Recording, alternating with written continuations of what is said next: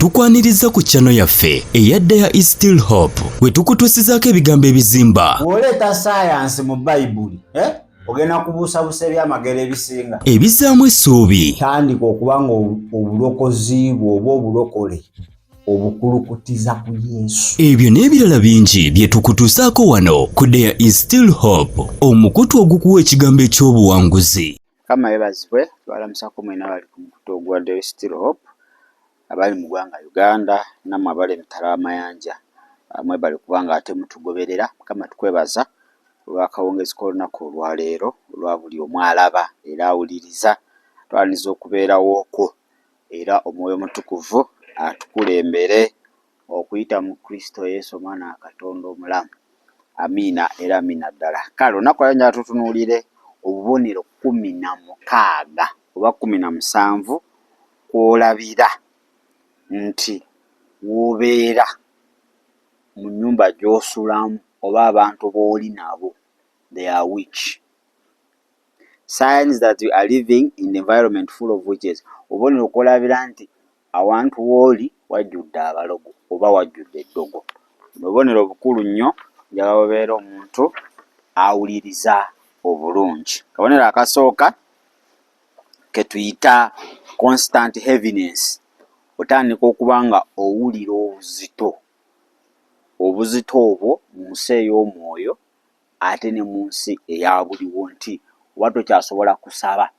Oli ogezeko awantu n'ogenda ng'oli mu maanyi naye n'otuuka awantu n'agasaba nga tokyagalira oba wali okyaliddeko omuntu oluusi n'ogenda ng'obadde oli mu kusaba oli munyiikivu aye ne bugenda okutuuka nga n'okuzuukuka ekiro tosobola kusaba. So wabeerawo obuzito mu nsi ey'omwoyo okukoowakoowa okutali kwa bulijjo.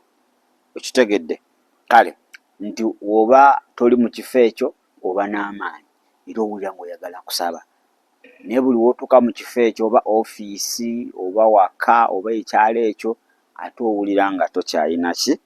Tokyayina maanyi. Akabonero akookubiri okutya. Wali otuuseko abantu okutya ne kukwambala ng'obadde tokulina ng'ovudde n'obulungi ne confidence yo naye ate n'otuuka awantu okutya ne kusooka kukola ki?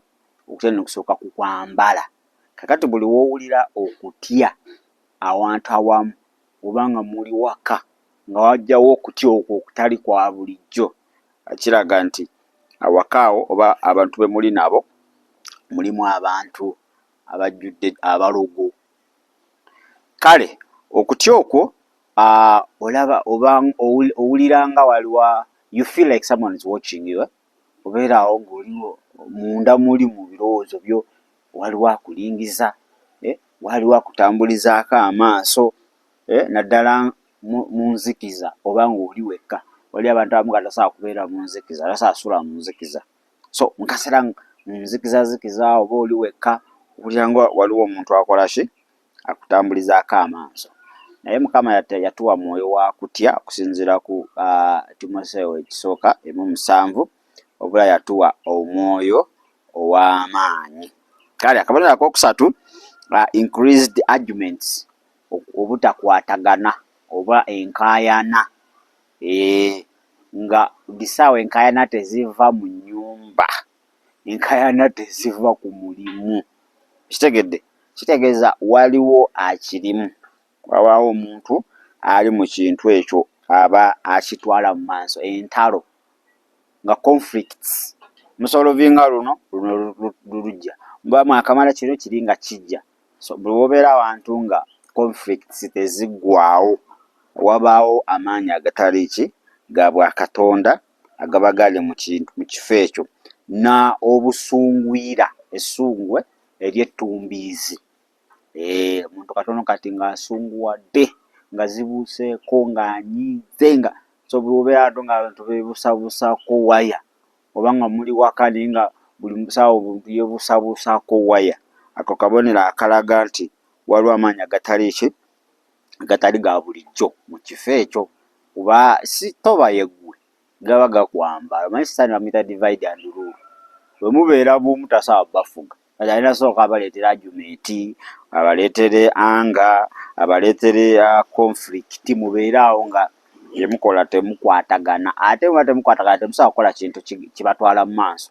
Era buli walaba nti mulina kye muteesezza waliwo gye kigenda obatwala nga afunayo ogwo okitegedde ng'asooka aleeta conflict, bintu byonna nga bikola kibifa.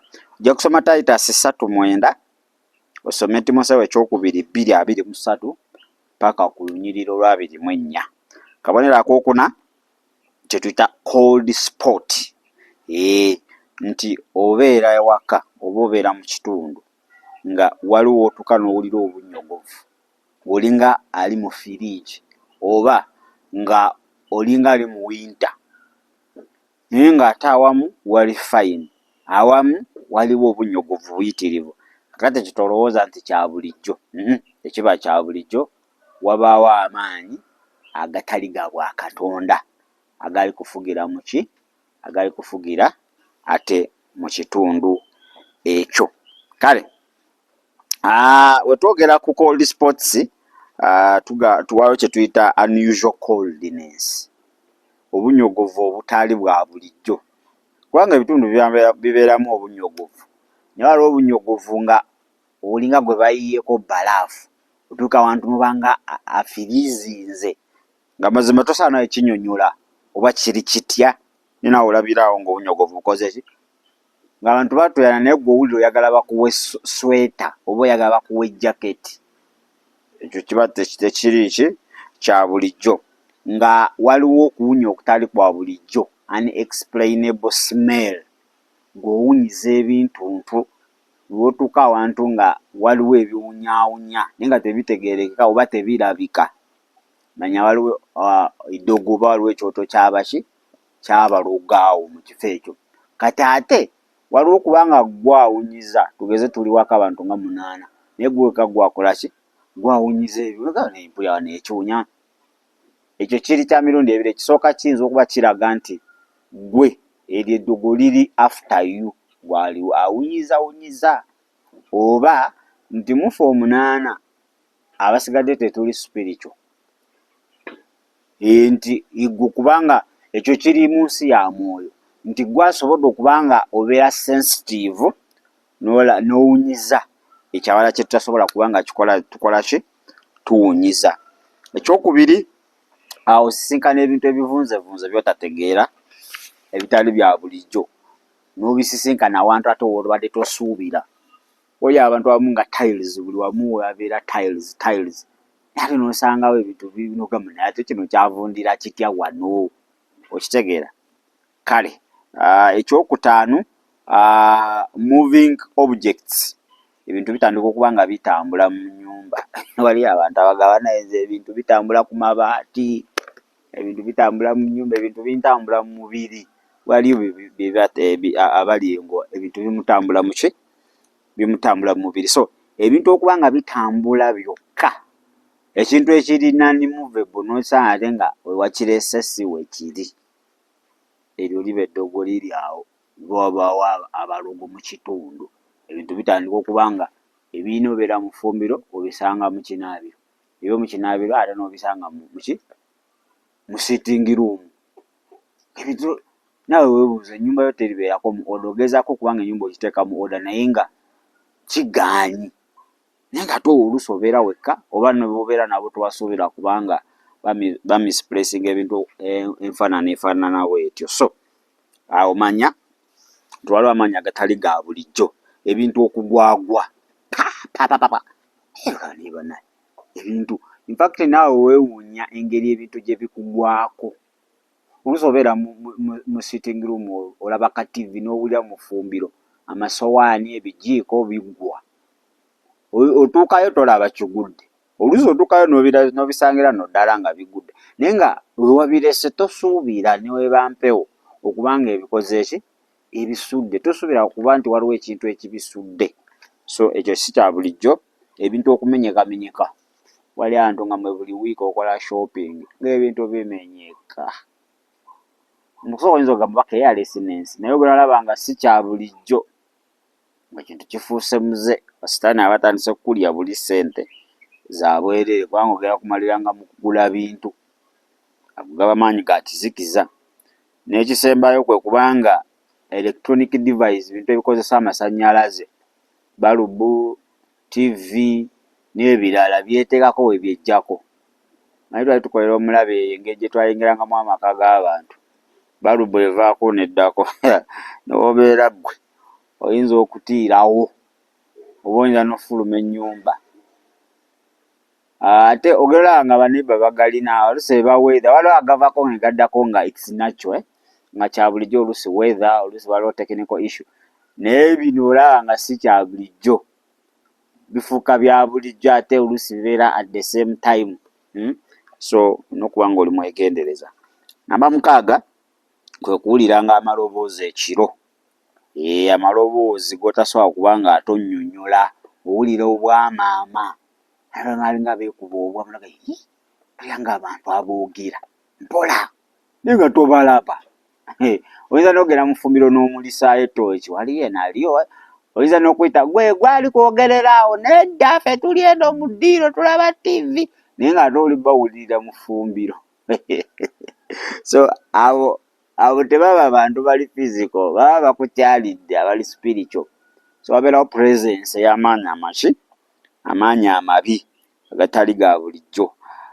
Okuwulira ebigere omuntu atambula footsteps oya mu lukubo ani oyo towulira ddamu ani oyo ogenda okugulawo teri akola ki teri aliwo ate do birusi bimanyi n'okukonkona kakokokoko naali ku mulyango kale kanzije ogenda okugulawo nga waliwo omuntu nga tebangako wadde naye nga bibeera awo spiritually bo baba bakulaba bali awo okitegedde.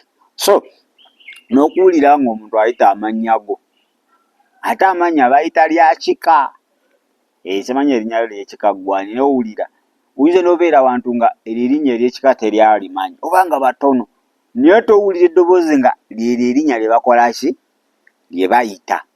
Toyitabanga topapa kubanga ojja kuba nga okkiriza ebintu by'otakola ki by'otaasobole. Ekyomusanvu animal behaviors ebisolo ewaka bitandika okweyisa munneeyisa etali yaki ya bulijjo. Embwa ziboggola wotazisuubirira, pusi zikaabakaaba wotazisuubirira okitegeera eziyisa mu ngeri etali ya bulijjo. Ate wabaawo n'ebifo mwezigaana oyingira okitegeera oba awantu nga oluusi eyitangawo awo naye ku olwo n'egaana netandika okuboggola kati byo biba birabye okuba kati gweoba tonnabakola ki birina sensitivity eyo kankubuulira. Ate n'ekirala agamanyi amabi ffe twali tukolera sitaani twagiranga nnyo mu bisolo ebyo okitegedde twagiranga nnyo mu bisolo ebyo. Alinaye waliwo ayitawo naye endiwadde sound ebadde some interruption wabaddewo ndowooza ayitawo waggulu awo netumuleka agende. So osobola okuba nga olina pusiyo naye ng'erina awantu weetya nga newogigoba egenda awantu awo egaana oba embwa nga tesayitawo bibo biba birabye.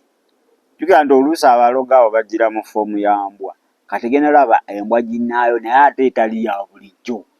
Olaba nga pusi ginnaayo naye ngeno pusi ate entunula ndala so biba bitidde. Kati oba toli sensitive tosobola kubanga okola ki okanya kukuba pusi oba okanya kwebuza ino pusi erabye eki ng'etidde kati g'okomaawo okyaite erina kyerabye kumbe bakusindikidde dda olunnabe. Olina okubeera omuki omugezigezi. Akabonero ak'omunaana ke kubanga okyalirwa ebiki emmese emisonso eminya envunyu kyekirala wano lady ants zeziki ensanafu okitegedde. Ewaka wabadde tewali bintu weebityo mutandika okuba nga mufunaafuna ebintu ebyo. Kakati wabadde emmese ogalanga emmese zirabikalabika ziryalya ebintu zirumaluma engoye zikola ki ng'olwa n'okulaba omunya ogalanga nga ate eminya gifuuse eminya ewaka okitegedde. Emisonso gitandise okugwa mu mazzi n'emisota tutebanga togira galabanga okuba guno gujjo okuba guno nogane bane bagitadde wali line up nti guno gwe gusokayo guno ne guddayo. So otandika okubanga ebintu ebibadde tebibeerawo bitandika okubanga bikola ki byesomba n'okubeera omugezigezi ennyo. Namba 9 bwe kubanga otawaanyizibwa mu kiro nga weebase. Wali abantu nga beebase batawaanyizibwa bambi bagugumuka boogera ndeka mu kirooto kikyo kintwala kitegedde n'ataba natulo twa mirembe ng'abalala. So bukya abadde mu kulwanagana kufuna birooto byaki bya ntiisa, misota gimugoba gimumira okitegedde. Abafuba aloota abaafa abantu be aloota bamuluma okitegedde. Embwa zimugoba zaagala mulu mufo ky'okulunda ente oloota olina faamu ya mbwa. Katonda wa. So ebintu ebitakwatagana ebyo biraga nti mu kifo mwoli oba mu nnyumba mulimu omulogo oba mulimu amaanyi ag'ekizikiza. Eky'ekkumi endwadde ezitategeerekeka. Tandika okulwala endwadde n'ogenda mu ddwaliro omusawo akola sikaani n'akola ekisire tewali kyalaba naye nga gw'owulira ofa n'ova mulino gakiraka byuma byabano bifu n'ogenda ewalala. So okimanyi gano gaba maanyi ga kizikiza agali ku manifestinga in the medical way. Manyi sitaani asobola okuluma n'ajjira mu medical way mu ndwadde naye nga ezo endwadde ebyuma tebisobola ziraba kubanga oli sitaani ali spiritual. Kati ate ekyuma kiri ki technical and medical. Lwakuba kati yeebulizabuliza mu ndwadde nti oleme tegeera n'owulira nga ki omutwe gukuluma naye nga teri mutwe okitegedde. So okeera ku makya nga wenna owulira nakanyama oli mukoowu owulira nga eyasuza alima eyasuza atema emiti ng'oli mukoowu naye nga tewali kyewakoze ki tewali kyewakoze. Omutwe ogw'olutentezi mugumanyi ogwo gugera ssaawa oba 11 oba mmeka gulina ssaawa mwe gukulumira. Ezo essaawa kazazituuka nga gukulumamu oba 2 hours nga gulekeraawo. Buli lunaku kati gwe wakimanyiira buli lunaku ssaawa ezito omutwe gulina okukola ki okukuluma. Era otambula ne panado ojja mmira panado ofuuke panado naye tewali kigenda kukyuka. Weetaaga genda mu ki kugenda mu ssaala. Abamu balina skin rashes endwadde z'olususu bakola kugwa mu bizigo kugula n'agula ebyeruka n'afuna amabala 8 black yellow pink green nosanga omukazi ng'alinga leopard naye nga kiki ye yalowooza nti skin disease ali gitwitinga kyova nti bano bemulaba bano abatunda eddagala ly'ensusu bajja baloga nnyo. Ebintu ebimu biri spiritual nga gw'ogenda ogula mizigo ng'ogula gazigo okomekereza ofunye kala meka kala 8. Kale ekirala sleeping paralysis okusanyalala mu kiro. Okusanyalala olwokwo wali oluseko ekirooto nga n'owulira nga waliwo ekikutudde mu kifuba n'olaba ekitu nga kijja ne kikutuulako naye nga kikutugoyagana kuyita Yesu naye nga eddoboozi terivaayo eddoboozi balikutte emikono bagikutte tosobola nakwenyiinya wadde. So buli woolaba ekintu ekyo kati ate abalala kyabafuukira muze buli lunaku ne mugenda mu malwaliro ne bakulimba anti kirabika okoola nnyo okoowa wummulako ekimala teri egyo mizimu. Kitegeeza ekifo ky'olimu akijjudde amaanyi ag'ekizikiza. So owulira kifuba nga kizitowa olina okuba nga ate obeera omuntu omukalabakalaba. Ekyokulala kwe kuba nga ozuukuka olina emisale ku mubiri physical marks. Ozuukuka olina enkwagulo ozuukuka waliwo ebyakulumye okitegeera ozuukuka waliwo ebyakusaze ku mubiri n'omuntu nazuuka nakwe nazuukuse ninga sengenge gwe yasaze oba obuti gwe aye n'atafaayo bambi asirika olala nazuukuka nga ki waliwo ebimulumye n'asirika. Mukama Katonda ogenda atuuka ekiseera nga owedde. So buli ozuukuka nga olina maaka aba bafuna n'obubonero bwennyini symbols agamba nazuukuse nga ninga gwe bakubyeko tatu. So ozuukuka n'olaba ebintu efaanaganako weebityo manya ezo ndagaano omulabe ze yakoze naawe mu butamanyaabo. Akabonero akalala eating in dreams, abamu muloota mufenka mulya muli ku pate kyokka epate ogerera nga kuliko n'abaafedda olabira nti eyo pate enfu muli kulya n'ogenda olaba kuliko muganda we yafa, kuliko tata we senga we yafa, ne bebagabula ne bakuleetera n'olya n'owoomerwa ne bakwongera ne bakuwa ennyama ne bakuwa kinosanyuka n'ozuuka n'ogamba ndoosi mwana tuli ku bikoko tulya naye nga pate kuliko abalamu n'abafu. Pate eri mu kibira, pate eri mu kifo ekitategeerekeka oba muli kulira mu kifo ekitategeerekeka. So beera careful nago agalooto manya amaanyi ag'ekizikiza gakola ki gali mu kifo ekyo. Near success nga gw'obotolako katono towangaala na ssanyu lijjawo kaseera buseera. Ekitegedde bintu beera birungi naye wano oba onaatera obotola ne byonooneka oba nga akamala okubotola ne byonooneka n'oddayo ku zero. Bwe liba dduuka nga liri mu kifo ekyo manya waliwo ekikyamu, waliwo amaanyi agatali gaaki ga bulijjo. Eky'ekumi-n'ebitaano rapid misfortune, kubanga badiraako bakyeki mu Luganda ng'olina omukisa omubi oba waliyo omukisa omulungi n'omubi. Okay. Kale ng'olina omukisa omubi nga gw'obuza ebintu, waliyo abantu nga buli lunaku alanga. Eno wiiki nanga pamiti yange, wiiki ejo banendaga muntu yange, wiiki nanga ATM yange. Gwe buli lunaku kubaako ky'obuza. So ogwo omuze si mulungi, wabaawo abakubbako ebyo ebintu, spiritual forces, naye gw'olowooza oba kya bulijjo. Okitegedde financial losses nga gwe tolina ddiiru gye wali oyingiddemu nga ya ssente n'ovaayo ng'osanyuka. Oyingira osanyuka bigenda okomekereza ng'oli mu maziga. Kale singa nabitegedde ne sonoona ssente zange mu ebyo, ne sonoona budde bwange mu ebyo, ninteekamu ssente zange zonna ne zifa ne zifa. Era n'oddamu n'okola ekirala kyeki bugobeera okukaaba bukaabi kyokola kifa bufa. Bano abasawo abayaaye babeera ku leediyo musente zikuyita buyise mu ngalo byokola byebifa, baba baffere. Ezo evil forces zolina okuba ng'okola ki oyimirira n'osaba ate ne ziggwawo oba ne zigenda. N'ekinaasembayo kwe kubanga weeyawula, tobeera mu bantu. Owuli ekintu ky'okugamba totuula mu bantu, beera wekka.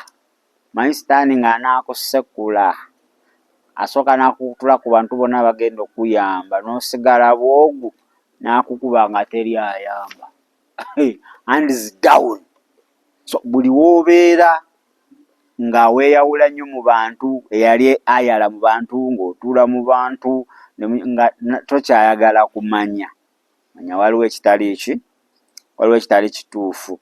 Okubanga oluzinga interest mu relationships, olina omuntu gw'oyagala naye oba akusuubiza kuwasa oba mufumbirwa, olina mukwano gwo ne bukya ku makya tewali kyakukoze, temuyombye, takunyiziza n'omugaaga nkubulira okuva lwaleero ebyange naawe bikomye, obufumbo bukomye wano, enkolagana yange naawe ekomyawo. Nga n'akubuuza ne bane nkoze eki, tewali ky'okoze neze mpulira sikyayagala. Ngeri amaanyi gakoze eki, gakusaanikidde. Kale ate ebintu bimala kwonooneka ne wegisaka mutuufu omuntu oyo namwegobako naye yali omuntu gwe nali njagala. Basisita batera obyejjusa. Omusajja oyo namugaana naye yali omusajja w'ebirooto byange. Kubanga walaba ebisumuluzo ebyajja binyeenya biti n'olowooza bisumuluzo. Ebintu ne bitandika okuba nga byonooneka mpola mpola. Kale bannaffe abali ku TikTok tubadde tubagamba obubonero buli 17 kwolabira nti enju gy'olimu oba ekifo ky'olimu kijjudde abalogo. kijjudde eddogo. Akabonero akasooka tugambye owulira obuzito mu nsi ey'omwoyo, ozuukuka okooye nga tetolina by'okoze, okitegeera. N'oba oyagala kusaba owulira nga kitaffe ali mu ggulu erinnya lye litukuzibwe, bwakabaka bwo bujje, by'oyagala bikolebwe ku nsi nga weebase dda, tolinda nga bwe bikolebwa mu ggulu.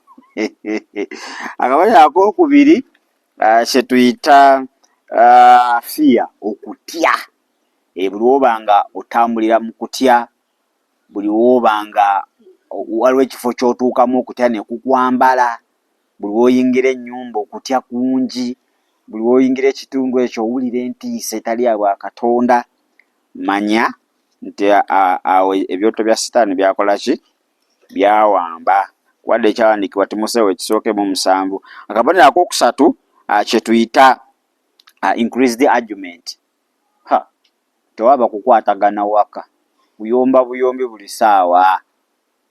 Osanga ekitundu nga tekiribeeramu mirembe, nga muli evulugu, muli okuyomba, muli okulwana. So buli woolaba increased arguments nga conflicts,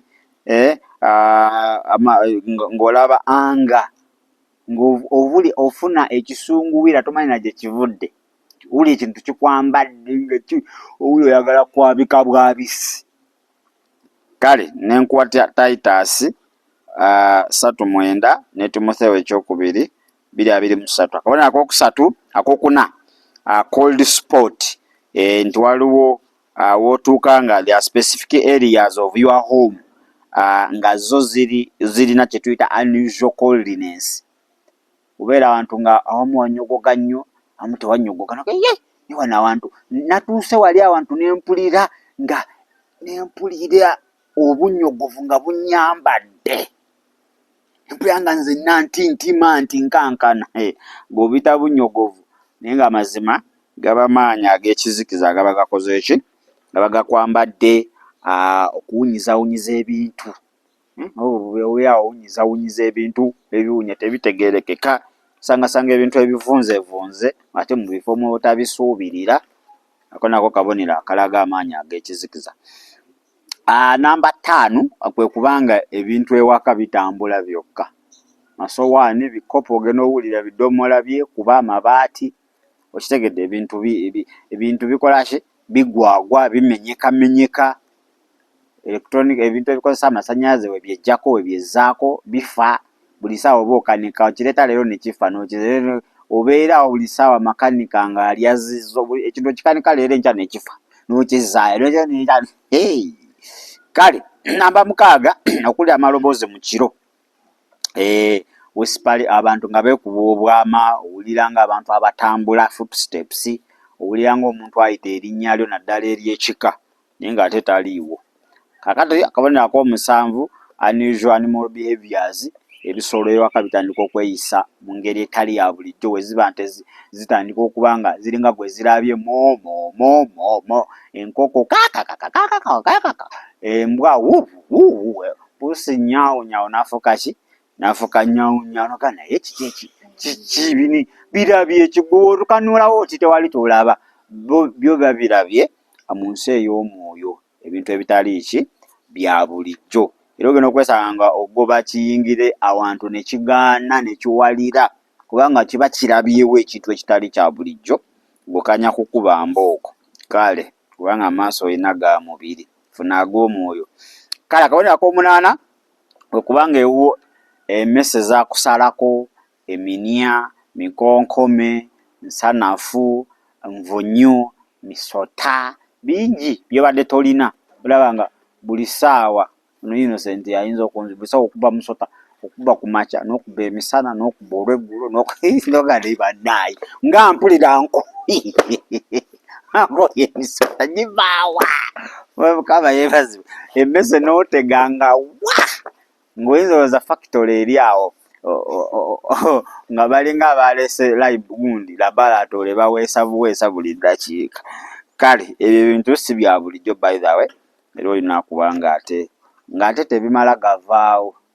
newokozesa medical format zonna obigobe wa kale namba 9 disturbed sleep and nightmares otandika okuba nga otawanyizibwa mu tulo waliwo abantu abamu nga bagugumuka balogootana balya baluma ennimi bameketa amannyo ebintu ebifaanaganako weebityo olota misota olota olina abaafa abantu abaafa bokka b'oloota okitegeedde olota bakuluma misota gikugoba olina faamu y'embwa okitegeera so olina okuba nga kale akabonero akaddako okufuna endwadde ezitategeerekeka kane wogenda mu ddwaliro niye bazikebera tezikola ki tezirabika eno sente woowuuta zigenda bugenzi okufuna skin diseases endwadde ez'omubiri ez'olususu kanya genda kugula bizigo okufuna amabala ogenda okakana ng'ofuuse leopard amabala 8 ebizigo bikoze ki biganya okukola kale akabonero akaketogeddeko kituyita sleep paralysis otandika okuba nga ofuna ebikukwata mu kiro osobola kwekyusa ekyo nekiva nekikunyega ekijja nekitula mu kifuba gezaako okutambuza omukono nga bagutadde ku poozi bati newokolote tegukola ki teguvaawo ekintu ekirala kitogeddeko ye physical marks unusual webaka ogenda okera ku makya ojjudde enkwagulo ojjudde emisale ebintu bikulumyerumye akakubonero kalaga ddogo lyennyini eriwedde emirimu ekirala okulya mu birooto loota oli n'abafu mulya muli ku pat after pat nga naloose nga tuli mu state house naye nga okimanyi nga jjajja ate yaali kugabula nga yali wali ku sepiki y'emmere kyokka jjajja yafa emyaka 10 eyo teba state house eno obadde mu state house ya sitaani kankubulire wabadde walala nnyo so ebirooto ebyo ebyokulya si birungi nnyo niya success okubanga gwe obotolako katono ebintu bigira webanga ebiyitamu ne bifa biba byakayitamu ne bifa biba binaatera okuyitamu ne bifa bannange nga gw'oli awo olina niya success kintu okirako dakiika nekikola ki nekibula 16 kyetuyita rapid misfortune kubanga olina omukisa omubi obuze ebintu gwe buli ssaawa tobulako kyobuza omwezi tegusobola kuggwako nga tewali kyobuzizza ebintu ebyo nga biddiŋŋana financial losses nga buli kyoteekamu ssente eba loosi yennyini noga noba nabazibu bikulu nokambale kino era n'oddamu n'okaaba n'ekinaasembayo extreme isolation okubanga weeyawula yali ow'abantu kati obeera wekka toyagala kubeera mu bantu sitaani n'asobola kuteekayo n'akunyigira eyo anti wa divide and rule teri ayamba so bwe otuuka akaseera nga tokyayagala abantu tandise kubeera wekka yufiira abantu tebajja bakumalako emirembe manya waliwo ekitali kirungi mu bulamu bwo kale ne bagiyita daily still oba naye twabagambye banaye mutuwe ku byuma we need machines mutuwe ku ssente twakomyewo naye ebyuma mubiraba si bya mulembe nnyo osobola okutukwatirako essimu zaffe ziri awo ate osobola okuba nga ojja n'oyogerako naffe obulamu bwo buwe Kristo yekka yagenda okuyamba kubanga waliwo ebintu byotajja kulaba n'amaaso gaag'omwoyo bingi ebikuyigganya nga tosobola biraba naye buli woofuna Kristo oba ofunye ki oba ofunye buwanguzi ebyawandiikibwa ebyogera ku topiki gye tubaddeko ojja kusoma ekitabo kyani Mika essuula ey'okutaano olunyiriri 12 somo Exodus kwekola ki Exodus okuva 22:18 osome n'Abagalatiya 5:19 paka 21 yebadde contest yaffe okuyita ate mu topic eno gye tubadde tukola ki atwogerako olunaku olwaleero gamba Yesu kwebaza ku lunaku olwaleero nkuwa obulamu bwange obeera omulokozi era mukama waabwo saasira obutali butuukirivu naze n'omusaayi gwonnongoose okuyita mu Kristo Yesu omwana wa Katonda omulamu amina subscribing liking sharing comment section nzigule okubanga nawe otuwaate endowoozayo bye twogeddeko n'ebirala bye tuleseyo bingi nnyo bonero buyitirivu buyinza okuba nga bukola ki bw'olabira ate n'amasomo okubuza network nako kabonero kali awo. Waliwo awantu nga it's not a network problem naye nga waliwo amaanyi amabi nga gabuza network. Naye gwe ebintu ebimu biri spiritual. Kaneetoololemuuko kajja kuba katono nnyo. Wenkomawo tujja kuba nga ate tweyongerayo. Shalom. Webale kulaba There is Still Hope. Okumanya ebisingawo tukubire ku 0752 34 14 47 oba ku 0761 08 83 15. Osobola n'otufuna ku email eya tishitv74@gmail.com. Eno ye There is Still Hope, channel y'essuubi.